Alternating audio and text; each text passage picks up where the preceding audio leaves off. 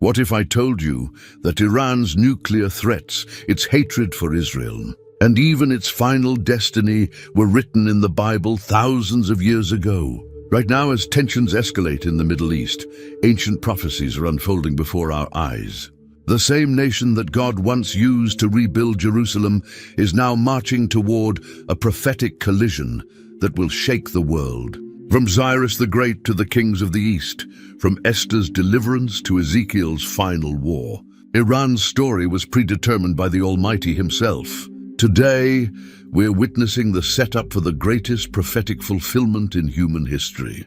The truth about Iran's destiny isn't found in news headlines. It's written in the pages of Scripture, and what you're about to discover will leave you speechless. This is the biblical destiny of Iran, and the countdown has already begun. Picture this incredible moment in history.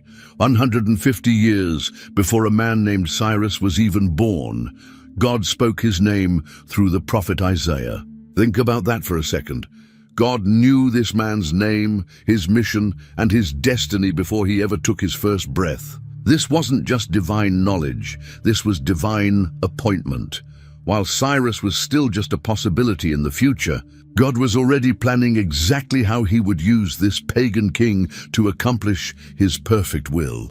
In Isaiah chapter 44, verse 28, God made this stunning declaration, "That saith of Cyrus, he is my shepherd, and shall perform all my pleasure, even saying to Jerusalem, Thou shalt be built, and to the temple thy foundation shall be laid." But God wasn't finished.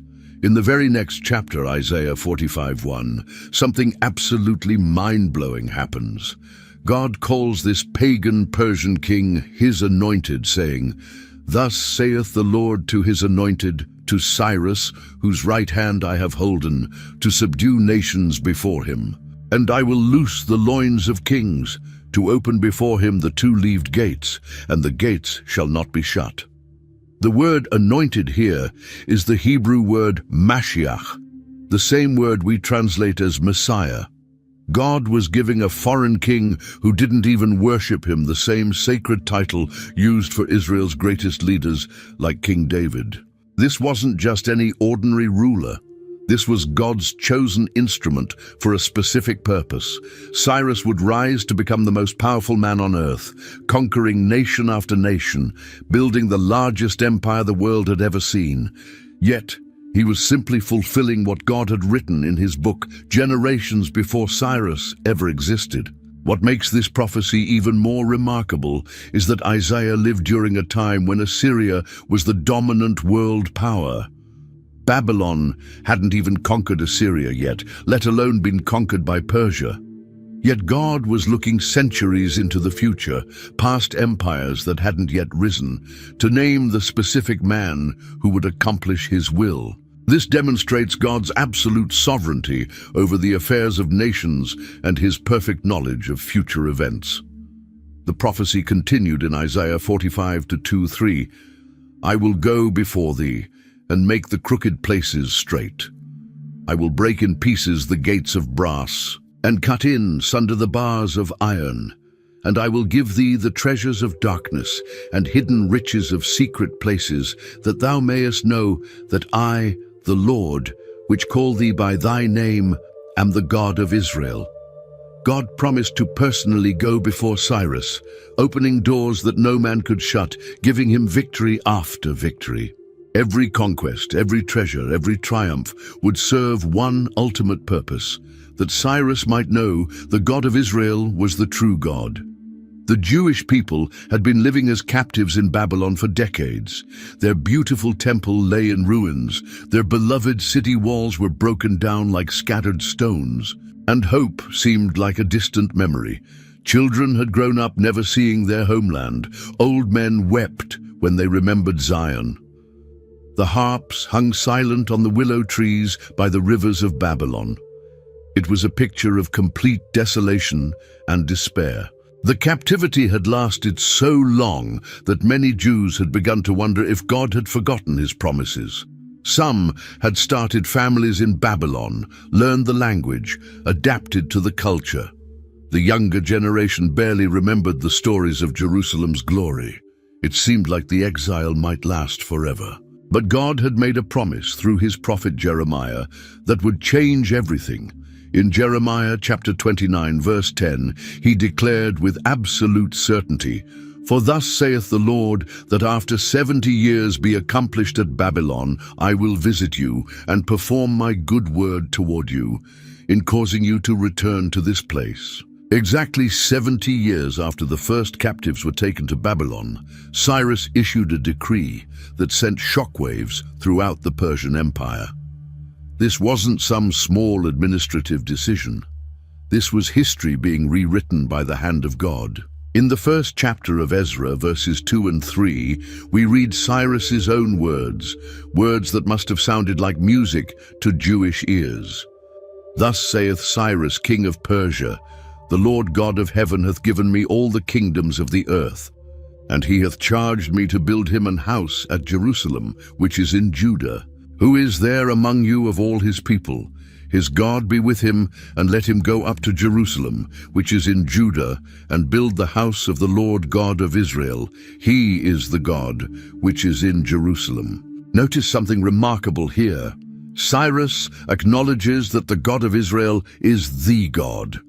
This pagan king had somehow come to understand that his vast empire was given to him by the God of a captive people.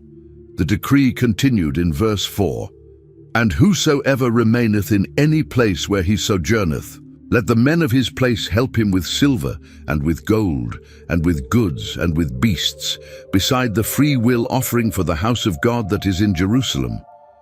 This wasn't just permission to go home. This was royal funding for the journey and the rebuilding project. Persian treasury would pay for Jewish restoration. The same empire that had inherited Jewish captives from Babylon was now setting them free and sending them home with gifts. God had turned their captivity into their liberation through the very king he had named 150 years earlier. The scale of this liberation was unprecedented in ancient history. Never before had a conquering empire voluntarily released captive peoples and funded their return to their homelands. Most conquerors scattered defeated populations to prevent rebellion and ensure control. But Cyrus was operating under divine direction, following a script written by the God of Israel long before he was born. The Persian Empire became the instrument of Jewish restoration, proving that God can use any nation, any ruler, any circumstance to accomplish his perfect will. Years passed, and a new Persian king named Xerxes sat on the throne. Many Jews had returned to Jerusalem, but thousands still lived throughout the Persian Empire. They had built new lives, established businesses, and found prosperity in foreign lands. These Jewish communities stretched from India to Ethiopia, scattered across 127 provinces of the vast Persian Empire. But danger was coming in a way none of them could have imagined. The threat would come from within the very government that had protected them. It would be personal, vindictive, and aimed at nothing less than the complete extinction of the Jewish race. A man named Haman had risen to power as the king's right-hand man. His hatred for the Jews burned like fire, especially toward a Jewish man named Mordecai, who refused to bow down to him. Haman's rage led him to plot something unspeakable, the complete destruction of every Jewish person in the empire. In Esther chapter 3, verse 13, we see the horrifying decree, "And the letters were sent by posts into all the king's provinces, to destroy, to kill, and to cause to perish all Jews, both young and old, little children and women in one day, even upon the 13th day of the 12th month, which is the month Adar, and to take the spoil of them for a prey." The date was set, the orders were sent to every corner of the empire, and death seemed certain. But unknown to Haman, God had already placed his secret weapon in the palace, a young Jewish woman named Esther, who had become queen. When Mordecai learned of the plot, he sent word to Esther, begging her to intervene. Esther's response revealed her fear. Approaching the king uninvited meant risking death. But Mordecai's reply in Esther chapter 4, verse 14, contains some of the most powerful words in all of Scripture. For if thou altogether holdest thy peace at this time, then shall their enlargement and deliverance arise to the Jews from another place. But thou and thy father's house shall be destroyed. And who knoweth whether thou art come to the kingdom for such a time as this? Esther made her choice. She risked everything, approached the king, and invited him and Haman to a private banquet. At the second banquet, she revealed the truth. In Esther 7:3-4, she pleaded, Then Esther the queen answered and said, If I have found favor in thy sight, O king, and if it please the king, let my life be given me at my petition, and my people at my request. For we are sold, I and my people, to be destroyed, to be slain, and to perish. The king's rage against Haman was swift and terrible. Haman was executed on the very gallows he had built for Mordecai. The Jews were given permission to defend themselves, and they were saved. They established the festival of Purim to remember this incredible deliverance. Once again, Persia became the place where God preserved his chosen people through impossible circumstances. What seemed like the end of the Jewish people became instead a demonstration of God's faithfulness to his covenant. The very empire that could have been used to destroy them became their protection. The festival of Purim, still celebrated by Jews today, commemorates not just their physical survival, but God's supernatural intervention through unlikely circumstances. Esther's courage, Mordecai's wisdom, and even the king's insomnia all worked together in God's perfect timing to save his people. The Persian Empire once again served as God's instrument of preservation. While serving in the Persian government, the elderly prophet Daniel received visions that would reveal the future of empires and kingdoms. Daniel had survived the transition from Babylonian to Persian rule, and now God was showing him things that were yet to come. He was probably in his 80s by this time, a man who had seen kingdoms rise and fall, who had interpreted dreams for kings and survived lions' dens. These weren't just dreams or wishful thinking. These were direct revelations from the throne room of heaven about the destiny of nations. The first vision came through interpreting King Nebuchadnezzar's dream about a massive statue. In Daniel chapter 2, verses 32 and 39, Daniel explained, This image's head was of fine gold, his breast and his arms of silver, his belly and his thighs of brass, his legs of iron, his feet part of iron and part of clay. And after thee shall arise another kingdom inferior to thee, and another third kingdom of brass, which shall bear rule over all the earth. The chest and arms of silver represented the kingdom that would follow Babylon, Persia. This empire would be inferior to Babylon in some ways, perhaps in the absolute power of its rulers, but it would be vast and enduring. Years later, in Daniel, chapter 7, Daniel saw the same kingdoms in a different form. In verse 5, he described, And behold another beast, a second, like to a bear, and it raised up itself on one side, and it had 3 ribs in the mouth of it between the teeth of it. And they said thus unto it, Arise, devour much flesh. This bear represented Persia, raised up on one side because Persia became stronger than its partner Media. The 3 ribs in its mouth likely represented the 3 major kingdoms it would devour: Babylon, Lydia, and Egypt. The command to devour much flesh showed Persia's destiny to conquer vast territories and many peoples, but the most detailed vision about Persia came in Daniel chapter 8. Beginning in verse 3, Daniel saw something remarkable. Then I lifted up mine eyes and saw, and behold, there stood before the river a ram which had 2 horns, and the 2 horns were high, but one was higher than the other, and the higher came up last. Daniel watched as this ram charged west, north, and south, conquering everything in its path. Verse 4 says, I saw the ram pushing westward and northward and southward.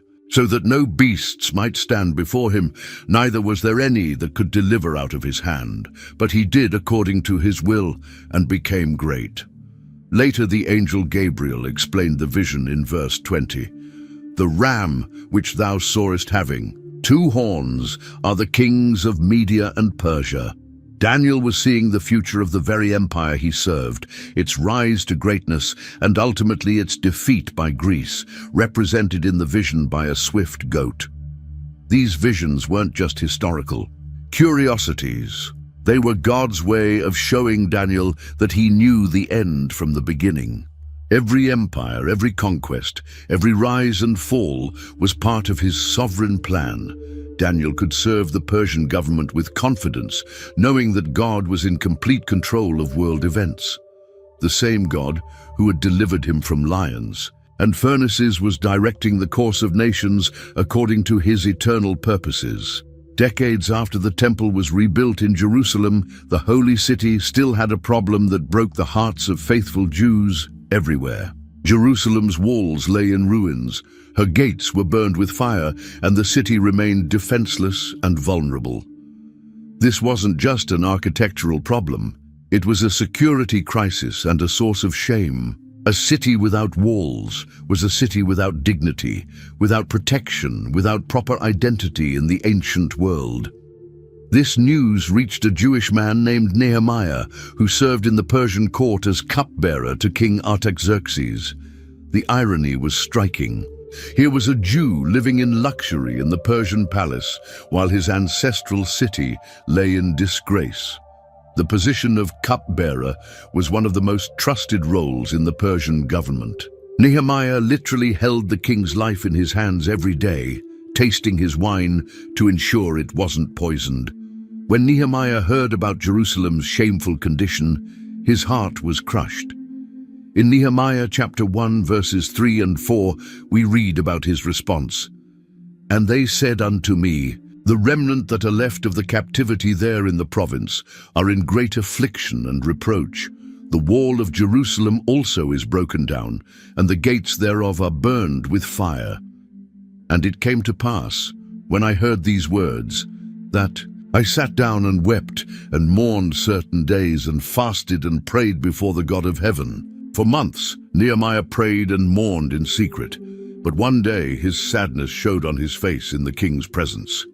In ancient Persia, appearing sad before the king could be seen as disrespectful or even treasonous. In Nehemiah chapter 2, verse 2, the king noticed, Wherefore the king said unto me, Why is thy countenance sad, seeing thou art not sick? This is nothing else but sorrow of heart. Then I was very sore afraid. But Nehemiah took courage and explained his burden. In verse 3 he replied, Let the king live forever. Why should not my countenance be sad, when the city, the place of my father's sepulchres, lieth waste, and the gates thereof are consumed with fire? What happened next was miraculous. Not only did the king give Nehemiah permission to go to Jerusalem, but he also provided everything needed for the journey and the rebuilding project. In Nehemiah 2:7-8, we see the incredible generosity. Moreover, I said unto the king, If it please thee, King, let letters be given me to the governors beyond the river, that they may convey me over, till I come into Judah, and a letter unto Asaph, the keeper of the king's forest, that he may give me timber to make beams for the gates of the palace, which appertain to the house, and for the wall of the city, and for the house that I shall enter into. And the king granted me, according to the good hand of my God upon me. This decree was far more significant than it might appear. According to Daniel's prophecy in chapter 9, verse 25, this command to restore and rebuild Jerusalem would start the countdown to the coming of Messiah. Know therefore and understand that from the going forth of the commandment to restore and to build Jerusalem unto the Messiah, the prince shall be 7 weeks, and 62 weeks. The street shall be built again, and the wall, even in troublous times. Persian authority and Persian resources made possible the rebuilding that would count down to the coming of Christ. Once again, God was using this mighty empire to fulfill his promises to his people. When Jesus was born in Bethlehem, something extraordinary happened that connected Persia to the greatest moment in human history. According to Matthew chapter 2, verses 1 and 2, "Now, when Jesus was born in Bethlehem of Judea in the days of Herod the king, behold, there came wise men from the east to Jerusalem, saying, Where is he that is born King of the Jews? For we have seen his star in the east, and are come to worship him." These weren't just any wise men. They were magi, most likely from Persia, the land where Daniel had served as a high official centuries before. These men had traveled hundreds of dangerous miles, following a supernatural star, carrying precious gifts, all because they knew that the King of the Jews had been born. Their journey would have taken months, across deserts and mountains, facing bandits and harsh weather, all to worship a baby they had never seen. Think about the dedication this required. Leaving their comfortable lives, their positions of influence, their wealth and safety, all to follow a star to an unknown destination. How did Persian wise men know about Jewish prophecies? The answer goes back to Daniel and the Jewish community that had remained in Persia after the exile. Daniel had served in high positions under both Babylonian and Persian rulers. He had access to the royal libraries and the wisdom schools of the empire. The knowledge of Jewish messianic expectations had been preserved and passed down through generations of Persian magi. These wise men weren't just curious scholars, they were worshippers who had come to honor the newborn king. Matthew 2:11 gives us this beautiful scene. "And when they were come into the house, they saw the young child with Mary his mother, and fell down and worshipped him. And when they had opened their treasures, they presented unto him gifts, gold and frankincense and myrrh. Each gift carried deep meaning. Gold recognized Jesus as king. Frankincense acknowledged his deity as it was used in temple worship.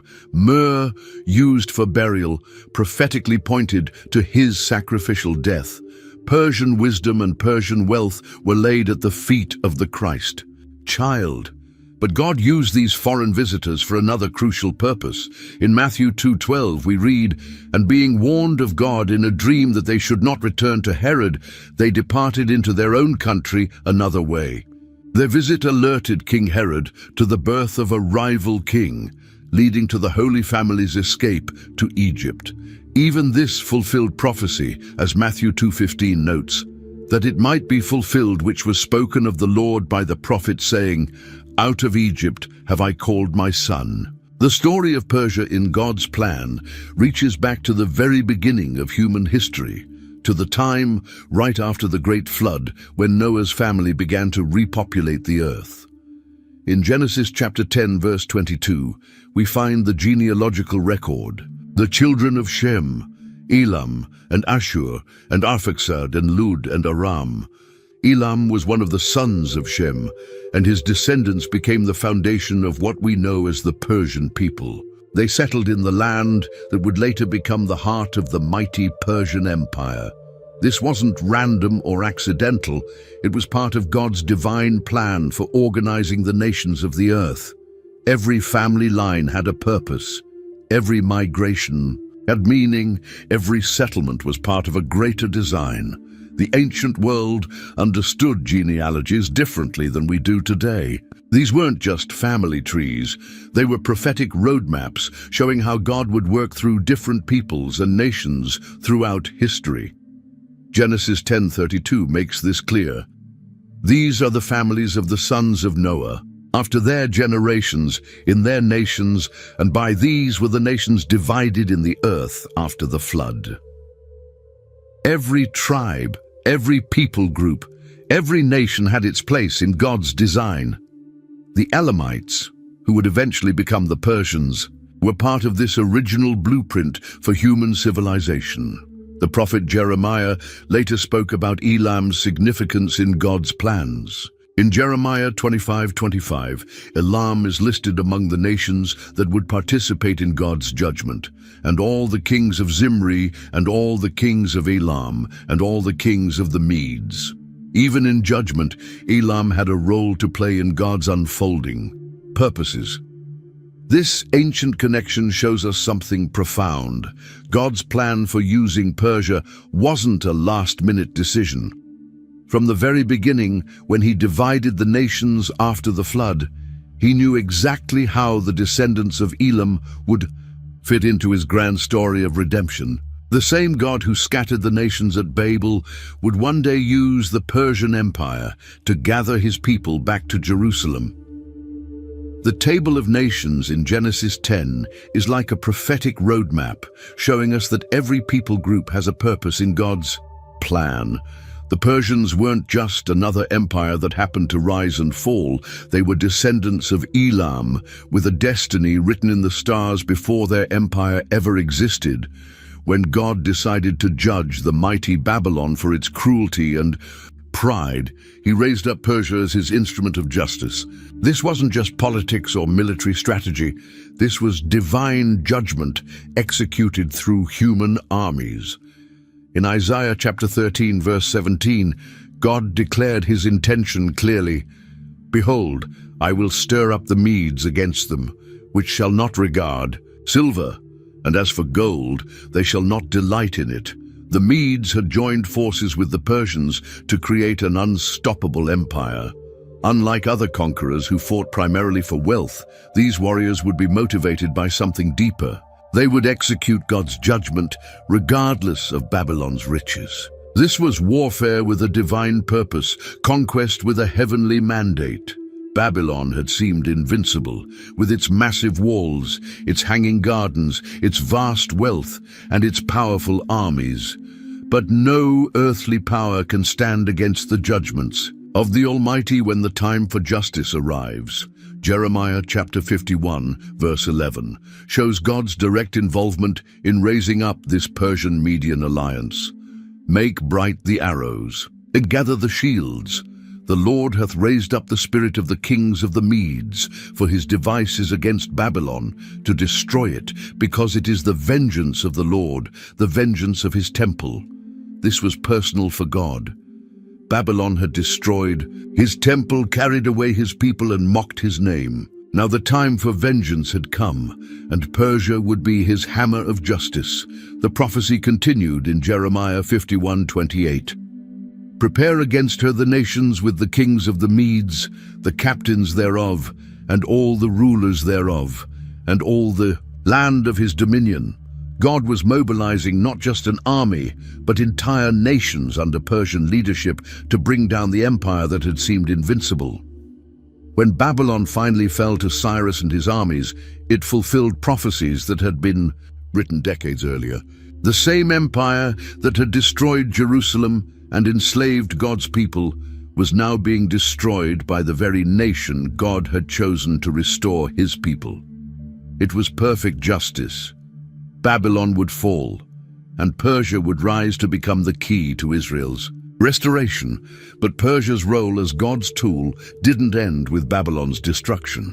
The empire would go on to fund the rebuilding of Jerusalem, protect the returning exiles, and provide the governmental structure that allowed God's people to re-establish themselves as a nation. Through Persian kings like Cyrus, Darius, and Artaxerxes, God demonstrated a principle that would echo throughout history. He raises up nations and brings them down according to his sovereign will and perfect timing. The rise and role of Persia proves that no empire, no matter how powerful, operates outside of God's control. Every kingdom serves his purposes, whether they know it or not. Persia became great because God made them great, and they accomplished his will because he guided their steps. From the naming of Cyrus 150 years before his birth to the financing of Jerusalem's walls, every Persian action was part of God's master plan for his people and his glory.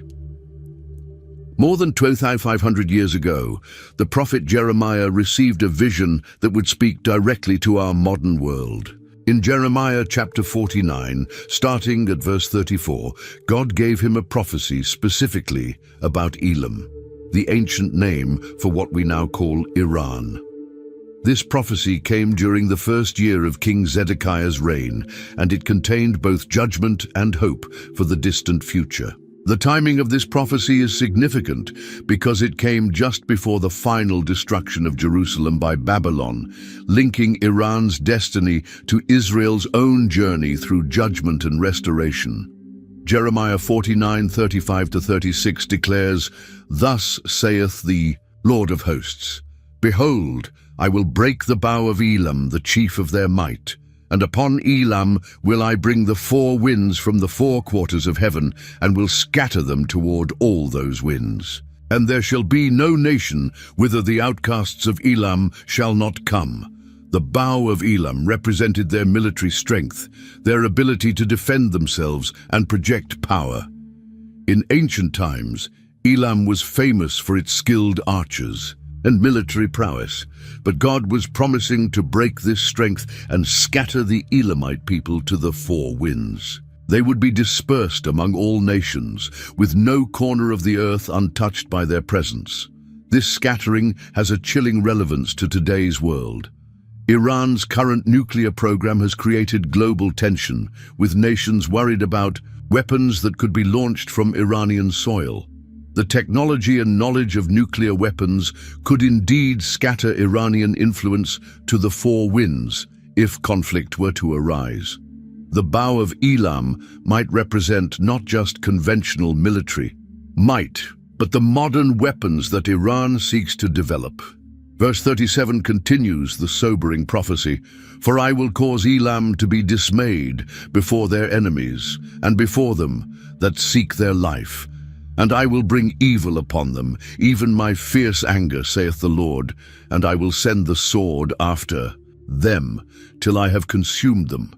Iran today faces enemies on multiple fronts: tensions with Israel, sanctions from Western nations, and internal pressure from its own people.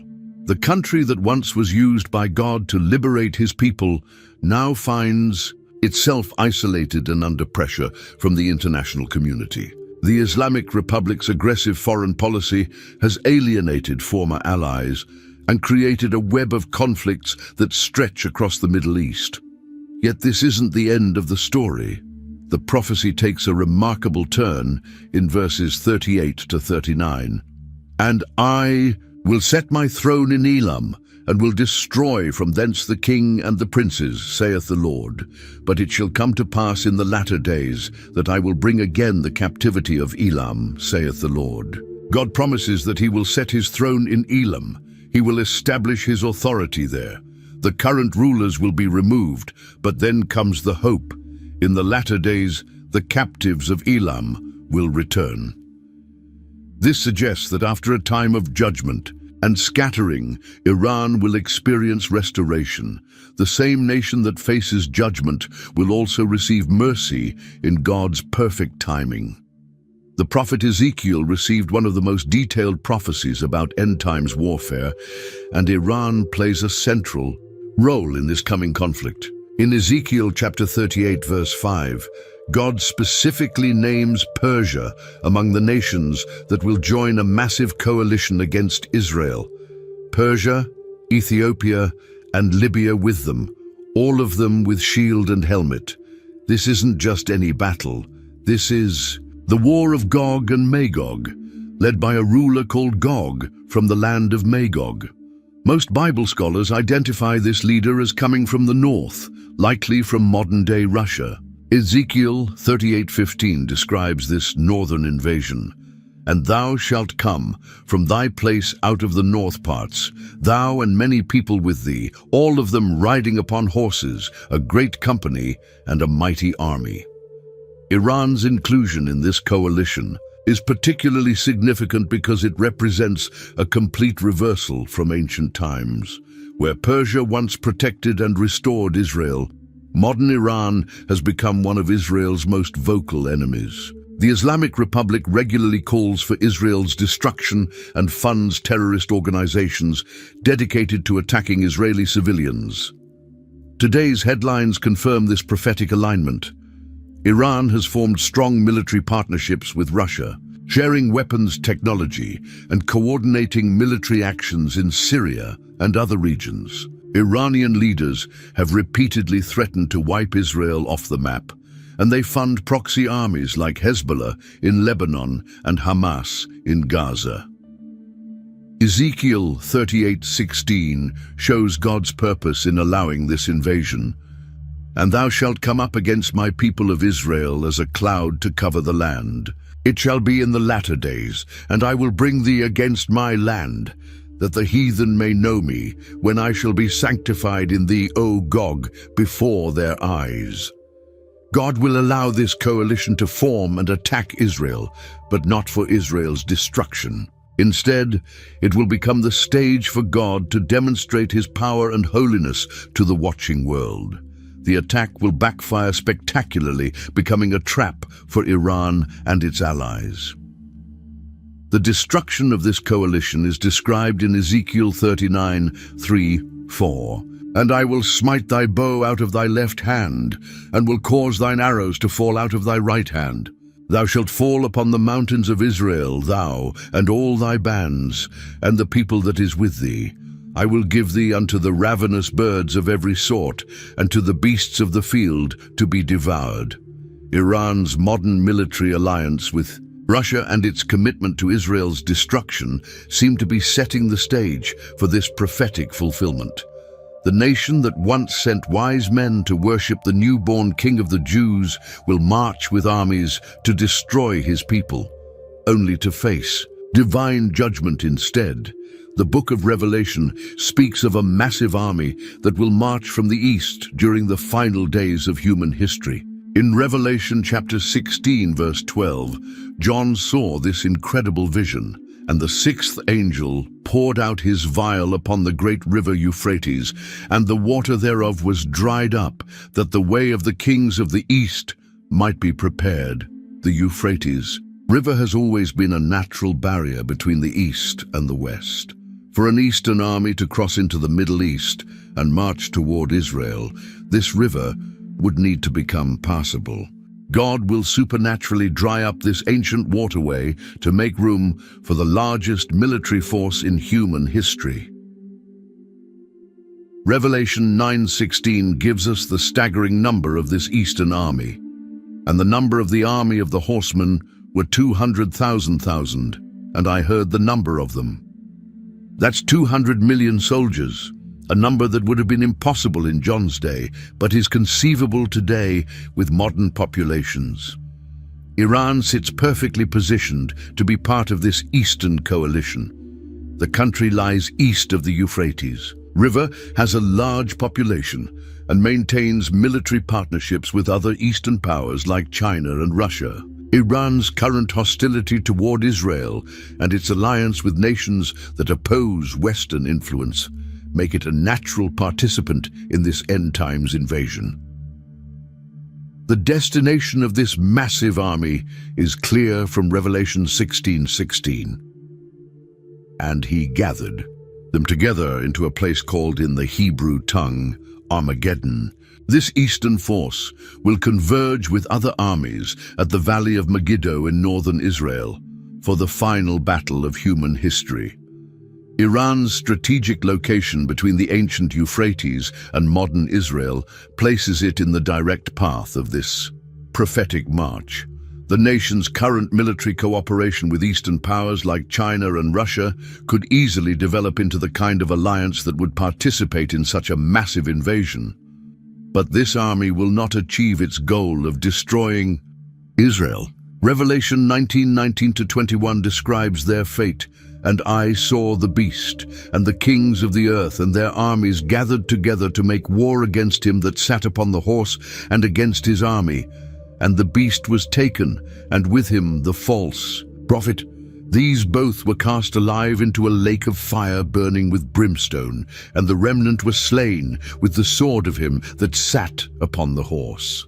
Iran's participation in this Eastern army will bring the nation face to face with the returning King of Kings. The same Jesus whom Persian wise men once worshipped as a baby will return as a conquering king to judge those who sought to destroy his people. The transformation of Iran from Israel's ancient protector to its modern enemy represents one of the most dramatic reversals in biblical prophecy. Today's headlines read like pages torn from Ezekiel's visions, with Iran openly calling for Israel's destruction while building the military capability to carry out such threats. Iran's nuclear program has become the centerpiece of this modern conflict. The Islamic Republic has enriched uranium far beyond what's needed for peaceful purposes, defying international sanctions and inspections. Israeli leaders have repeatedly warned that they will not allow Iran to develop nuclear weapons, setting up a potential military confrontation that could reshape the Middle East. The proxy war between Iran and Israel plays out across multiple fronts. Iran funds and arms Hezbollah in Lebanon, which has amassed over 100,000 rockets pointed at Israeli cities. In Gaza, Iran provides weapons and training to Hamas and other terrorist groups that regularly attack Israeli civilians. Syria has become a battlefield where Iranian forces and Israeli military forces clash regularly. Iranian leaders make no secret of their intentions. They regularly participate in rallies where crowds chant "Death to Israel" and "Death to America." The Islamic Republic has made the destruction of Israel a central pillar of its foreign policy, spending billions of dollars annually to fund terrorist organizations and build weapons systems aimed at the Jewish state. This modern hostility fulfills ancient prophecies about the nations gathering against Israel in the last days. Psalm 83:4 describes this exact scenario. They have said, "Come, and let us cut them off from being a nation, that the name of Israel may be no more in remembrance." Iran's stated goal of wiping Israel off the map matches this ancient prediction perfectly, yet Israel's survival and prosperity despite these threats also fulfill prophecy. Jeremiah 31:35-36 promises, "Thus saith the Lord, which giveth the sun for a light by day, and the ordinances of the moon and of the stars for a light by night. If those ordinances depart from before me, saith the Lord, then the seed of Israel also shall cease from being a nation before me forever. As long as the sun rises and the moon shines, Israel will remain a nation." Iran's threats, no matter how severe, cannot override God's covenant promises to his people. The current tensions are setting the stage for the final confrontation described in biblical prophecy, where God will defend Israel and judge the nations that seek her destruction. The Abraham Accords, which have brought peace between Israel and several Arab nations, have only intensified Iran's isolation and anger. As more Middle Eastern countries recognize Israel's right to exist, Iran finds itself increasingly alone in its commitment to Israel's destruction. This isolation may drive Iran to more desperate measures, potentially fulfilling the prophetic scenarios described in Ezekiel and Revelation. Even in the midst of prophecies about judgment and war, the Bible contains remarkable promises about Iran's spiritual future. The prophet Isaiah received visions that look beyond the coming conflicts to a time when the nations, including Persia, will turn to worship the God of Israel. Isaiah chapter 2 verses 2-3 paints this beautiful picture. "And it shall come to pass in the last days, that the mountain of the Lord's house shall be established in the top of the mountains, and shall be exalted above the hills. And all nations shall flow unto it. And many people shall go and say, Come ye, and let us go up to the mountain of the Lord, to the house of the God of Jacob. And he will teach us of his ways, and we will walk in his paths." This prophecy speaks of a time when all nations, not just Israel, will stream to Jerusalem to worship the true God. Iran, despite its current hostility, is included in this all nations that will one day acknowledge the God of Israel as the only true God. Isaiah 63 reinforces this promise. And the Gentiles shall come to thy light, and kings to the brightness of thy rising. The light of God's glory will attract people from every nation, including the rulers of Persia, to come and worship in Jerusalem. Remarkably, this spiritual transformation may already be beginning. Despite severe persecution from the Islamic government, underground churches in Iran are experiencing explosive growth. Millions of Iranians are secretly converting to Christianity, creating what many missionary experts call the fastest growing church in the world. Iranian Christians risk imprisonment, torture, and death for their faith, yet they continue to multiply. House churches meet in secret, believers share their faith despite the danger, and Christian satellite television broadcasts reach millions of Iranian homes.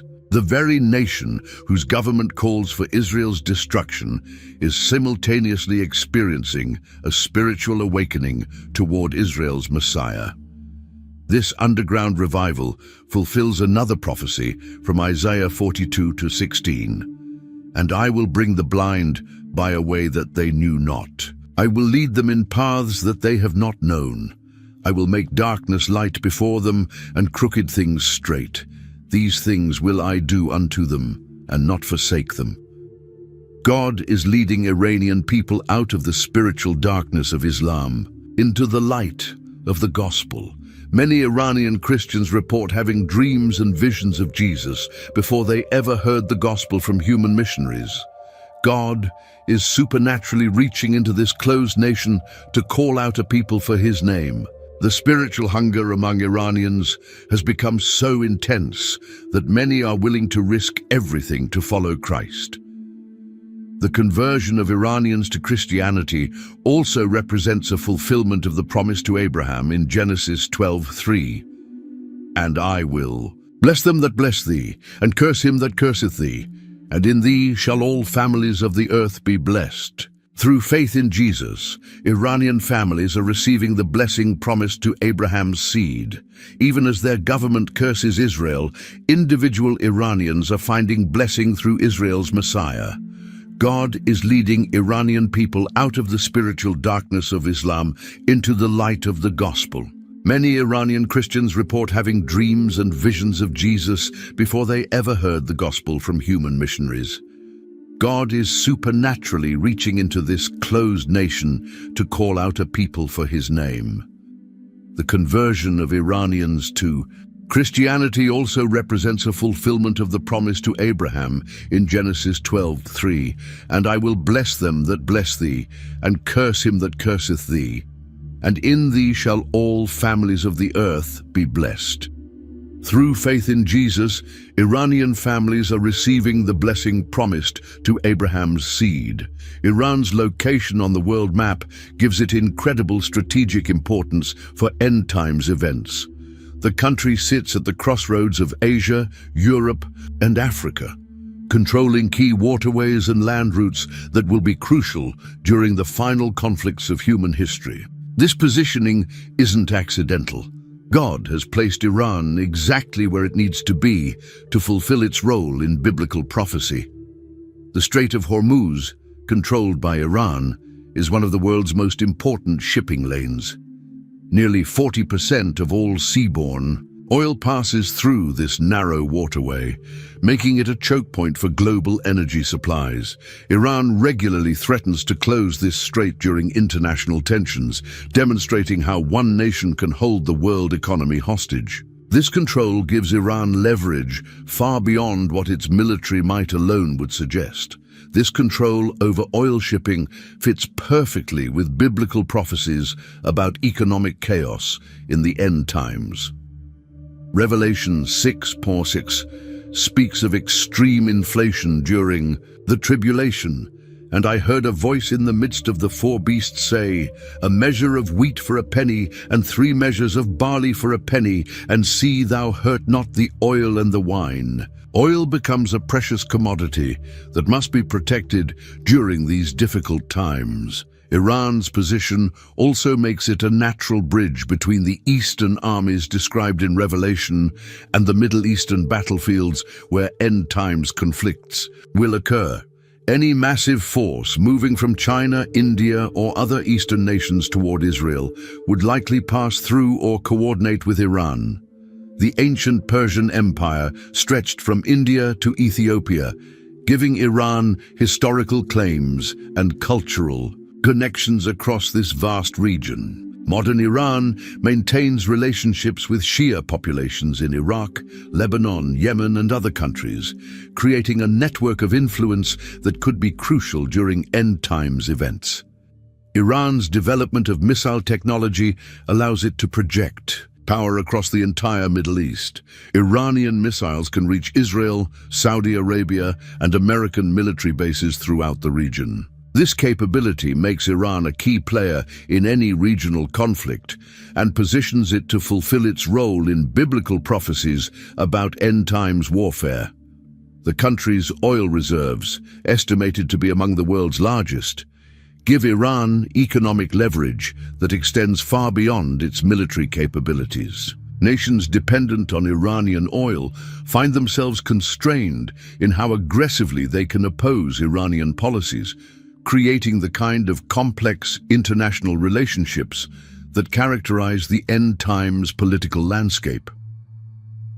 Iran's geographic position between the Caspian Sea and the Persian Gulf also gives it control over important trade routes connecting Europe with Asia. As global commerce becomes increasingly important in the end times, Iran's ability to disrupt these trade flows gives it influence far beyond what its military might alone would suggest.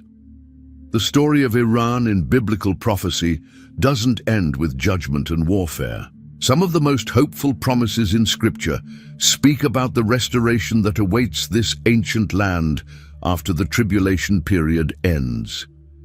God's pattern throughout history has been judgment followed by mercy, and Iran will experience this divine cycle in its fullness. The same God who scattered will also gather, the same God who judged will also restore.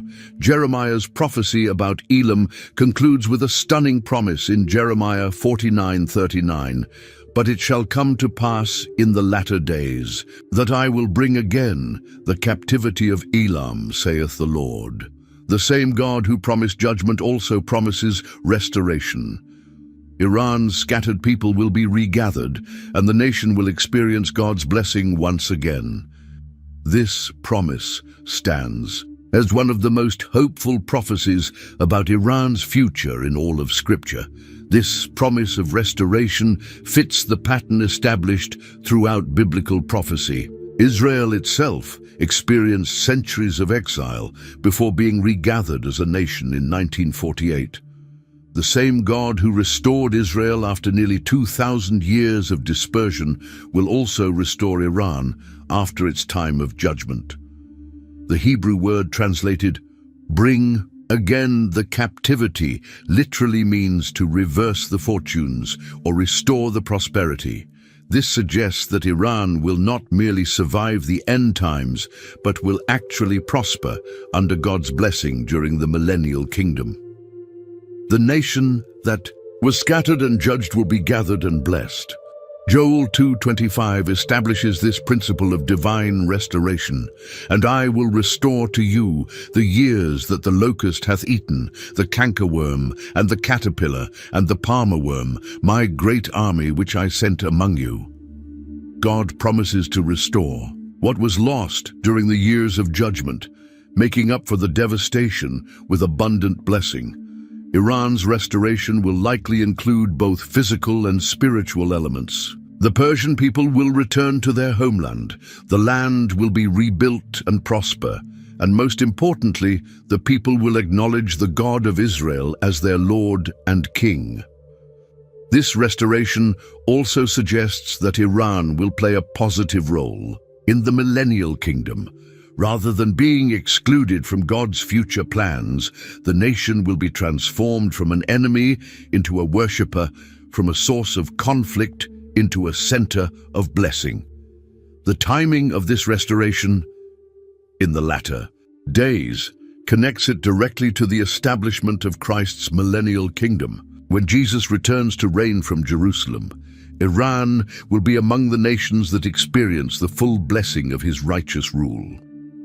When Jesus Christ returns to establish his 1,000-year reign on earth, Iran will have a place among the nations that serve the King of Kings. The Bible makes it clear that not all nations will be destroyed during the tribulation period. Some will survive and participate in the millennial kingdom under Christ's rule. Iran, despite its current rebellion, will be transformed into a worshipping nation under the righteous rule of the Prince of Peace. Zechariah chapter 14 verse 16 describes this incredible scene. And it shall come to pass that everyone that is left of all the nations which came against Jerusalem shall even go up from year to year to worship the King, the Lord of hosts, and to keep the Feast of Tabernacles. Even nations that fought against Israel will have survivors who will worship Christ in Jerusalem. The transformation will be complete and miraculous. This means that despite Iran's participation in end-times warfare against Israel, a remnant of Persian people will survive the judgments and be transformed into worshippers. The same hearts that once harbored hatred for Israel will be changed to love and serve the Jewish Messiah. Isaiah chapter 66 verses 18-19 provides more details about this gathering of nations. For I know their works and their thoughts. It shall come to pass that I will gather all nations and tongues, and they shall come and see my glory. And I will set a sign among them, and I will send those that escape of them unto the nations, and they shall declare my glory among the Gentiles. Iran will be among these nations that see God's glory and declare it to others. Persian people will become missionaries, spreading the knowledge of the true God to other nations during the millennial kingdom. The nation that once opposed God's people will become evangelists for God's glory. The transformation will be complete and supernatural. Ezekiel 36:26 describes the heart change that makes this possible. A new heart also will I give you, and a new spirit will I put within you, and I will take away the stony heart out of your flesh, and I will give you an heart of flesh. Iranian people who survive the tribulation will receive new hearts that love what God loves and hate what God hates. Their natural hostility toward Israel will be replaced with supernatural love for God's chosen people. This Persian remnant will participate in the annual pilgrimage to Jerusalem, described in Zechariah 14:16-19. Every year during the Feast of Tabernacles, representatives from Iran will travel to Jerusalem to worship King Jesus and celebrate his goodness. The city that Iran once threatened to destroy will become their destination for worship and blessing.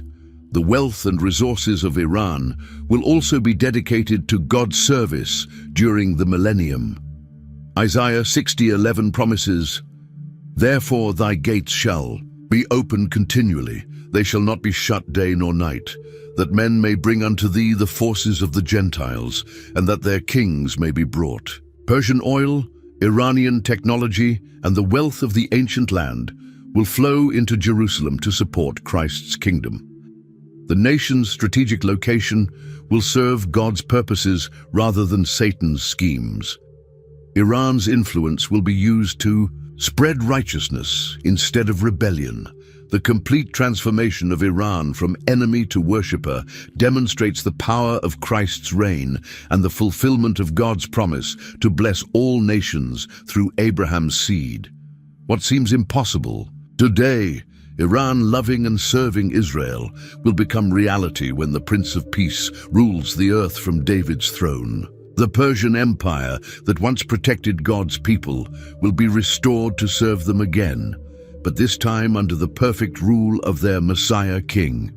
If this video opened your eyes to God's incredible sovereignty over world events, don't keep this truth to yourself. Hit that subscribe button right now and ring the notification bell so you never miss these prophetic revelations. Share this video with everyone you know Your family, friends, and social media followers need to see how current events align perfectly with biblical prophecy. The world is watching Iran with fear and confusion, but you now understand God's ultimate plan. Help others discover the hope and certainty that comes from knowing our God controls every detail of history. Subscribe, share, and stay tuned for more biblical revelations that will blow your mind and strengthen your faith. The countdown to Christ's return has begun, and Iran's destiny is just the beginning.